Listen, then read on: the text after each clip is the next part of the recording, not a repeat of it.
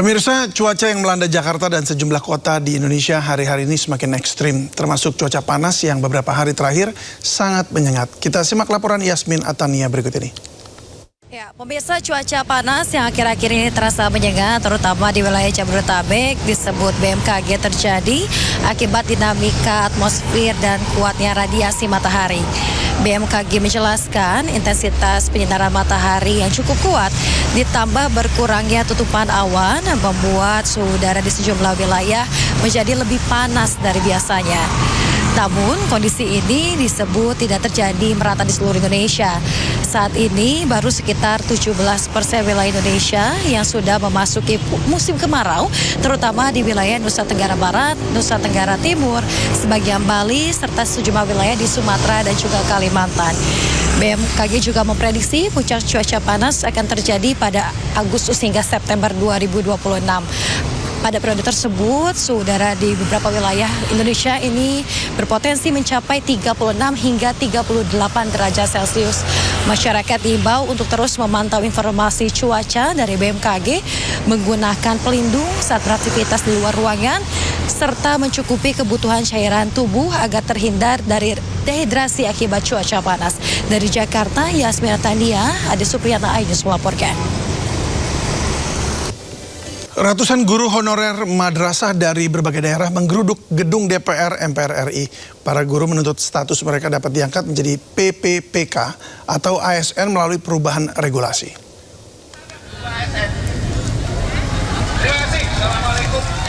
Pada Rabu siang, ratusan guru honorer madrasah dari berbagai daerah menggelar aksi demo di depan gedung Parlemen DPR MPR RI.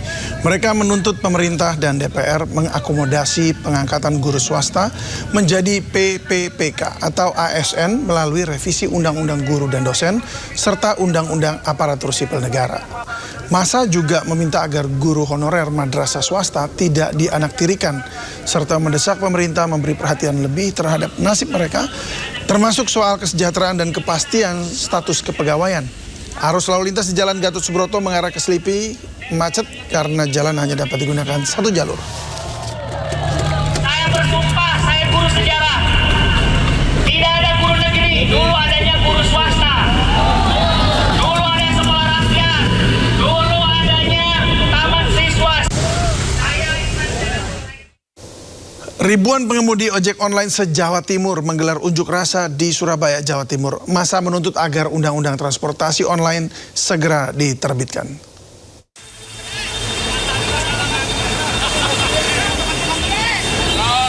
Ribuan pengemudi ojek online se-Jawa Timur kembali turun ke jalan sambil berorasi dan membentangkan spanduk tuntutan massa. Aksi ini meneruskan aksi tahun lalu. Massa menuntut agar pemerintah segera menerbitkan Undang-Undang Transportasi Online karena sudah masuk dalam daftar program legislasi nasional Komisi 5 DPR RI dengan antrian nomor 36. Dari ini kita menuntut Undang-Undang Transportasi Online Indonesia harus terbit. Karena di prolegnas Komisi 5 sudah di antrian nomor 36. Kalau kita tidak dorong, atau tidak menjadi prioritas. Itu tujuan kami. Karena apa? Regulasi lokal tidak berjalan dengan lancar karena tidak dipatuhi oleh aplikator. Maka kita bergerak untuk undang-undang yang lebih tinggi. Massa mendesak agar tuntutan regulasi segera disahkan dan mendesak pemerintah Jawa Timur memberikan rekomendasi agar perwakilan ojek online mendapat tempat untuk ikut merumuskan regulasi nasional. Dari Surabaya, Jawa Timur, Rahmat Ilyasan, iNews melaporkan. Ribuan pelamar menjalani tes seleksi calon manajer Koperasi Merah Putih di Bekasi, Jawa Barat. Tidak hanya dari Bekasi, pelamar juga datang dari berbagai daerah lain.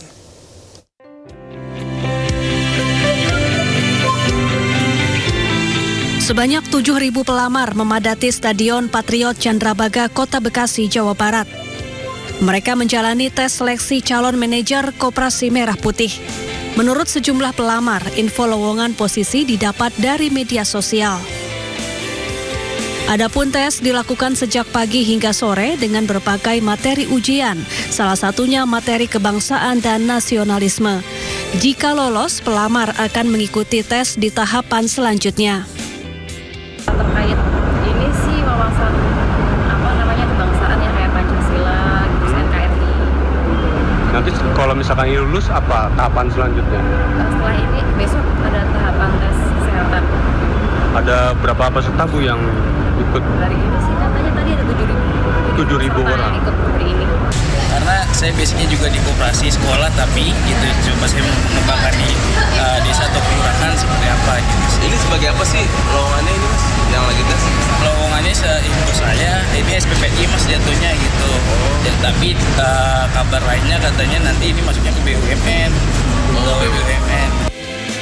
Pemerintah membuka 35.000 formasi untuk manajer koperasi merah putih di berbagai daerah.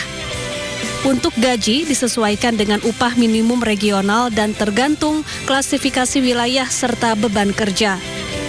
Dari Bekasi, Jawa Barat, Rahmat Hidayat, iNews melaporkan. Kartu transportasi umum Jakarta yang seharusnya gratis malah ditemukan diperjualbelikan secara online.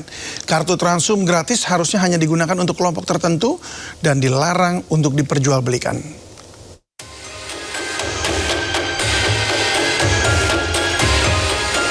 Kartu layanan transportasi umum gratis milik Pemprov Jakarta diperjualbelikan lewat akun media sosial.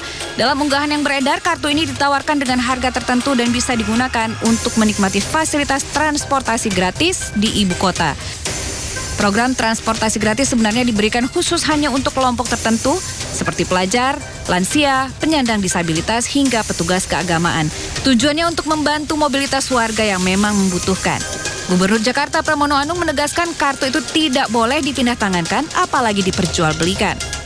Dan saya meminta untuk siapapun yang melakukan itu, termasuk kalau kemudian ada indikasi keterlibatan orang dalam, maka saya minta untuk diambil tindakan yang tegas. Transjakarta beroperasi menggunakan anggaran publik, maka seharusnya fasilitas yang terkait di dalamnya harus tepat sasaran. Tim Liputan iNews melaporkan.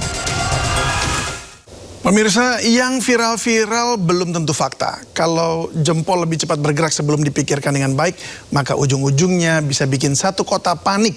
Polisi memastikan kabar model yang dibegal di Kebonjeruk adalah hoax dan pelaku ternyata cuma iseng atau cari sensasi. Kabar seorang model perempuan yang dibegal di pinggir tol Kebonjeruk, Jakarta sempat membuat warga Jakarta prihatin. Cerita yang sempat viral di media sosial dramatis karena korban dilukai dengan senjata tajam, lalu dilarikan ke rumah sakit Sumber Waras. Tapi ketika polisi turun tangan, hasilnya malah bikin geleng kepala. Nama korban ternyata tidak pernah terdaftar di data rumah sakit. Laporan polisi juga nihil. Pasien yang disebutkan dalam pemberitaan tersebut itu tidak ada dalam data pasien yang sedang berobat ataupun yang telah berobat dari Rumah Sakit Sumber Waras. Yang lebih mengejutkan setelah ditelusuri, model berinisial ADV itu mengaku hanya iseng. Mereka memanfaatkan isu begal yang memang sedang ramai dibicarakan warga. Yang pertama, karena iseng. Yang kedua, ingin mengglorifikasikan bahwa beberapa kejadian viral tentang begal. Hal ini sudah didatangi tadi siang dan sudah dilakukan pendalaman. Jadi kita putuskan bahwa yang bersangkutan bukan merupakan korban. Polisi mengingatkan agar bijak menggunakan media sosial karena sekali hoaks menyebar, yang lelah bukan cuma polisi tapi juga masyarakat yang ikut takut dan resah. Terlebih saat ini polisi sedang sibuk menjaga ketertiban dan mengejar begal yang marak beraksi. Tim Liputan iNews melaporkan.